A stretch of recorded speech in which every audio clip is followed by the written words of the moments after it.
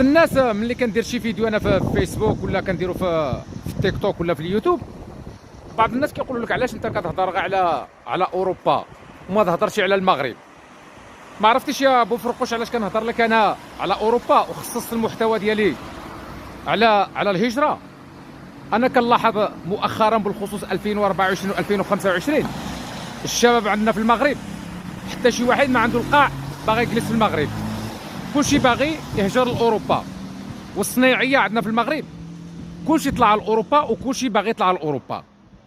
راه هاد القضيه دي انت ما عارفاش، وانت ماشي ولد الدومين وانت ماشي ولد الحرفه وما عارفش في القضيه دي. كتقول لي هضر على المغرب. المغرب كاينين الناس اللي كيهضروا على المغرب، وكاينين الناس اللي كيخصوا المحتوى ديالهم على المغرب. انا خصصت المحتوى ديالي على الهجره، وبالخصوص مؤخرا كنشوفوا عندنا اغلبهم د الحلاقه عندنا في المغرب، ولا السوادريه ولا النجاره وجامع الصناعه عندنا في المغرب كلشي كيفضل يطلع لاوروبا. علاش كيفضلوا يطلعوا لاوروبا؟ راه ملي كيسمعوا الدراري في اوروبا كيخدموا 2 المليون 3 المليون، راه كلشي كيفكر كيدير المستحيل خصو يطلع لاوروبا. ولكن مؤخرا الاخوان راه ديك الخدمه اللي كنتو كتضربوا عليها في اوروبا وديك التامه في اوروبا راه ما بقاش.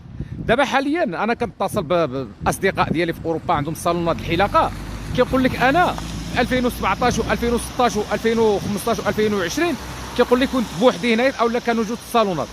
دابا كيأدي لك يامين كيقول لك 30 صالون كنا كنخدموا ب 10 الاورو رجعنا كنخدموا دابا ب 5 الاورو. دابا كيفاش انت الحلاق كنت كنخدم في المغرب ب 4 الاورو 5 الاورو، طلعتي لاوروبا ب 12 المليون 14 المليون وكتحسن تما ب 4 الاورو 5 الاورو. هاد القضيه دي عدد من الناس كيطيحوا في هذا القالب هذا، ومن حتى كيطلع لتما عاد كيحس براسو تمزرق وحاصل في اوروبا. واوروبا ما بقاش فيها الفلوس اللي كنتو كنعرفوا شحال هادي، بلا ما يغوكم الناس وبلا ما يكذبوا عليكم. عدد من الناس راه غير كيكذبوا في المواقع. السلام عليكم.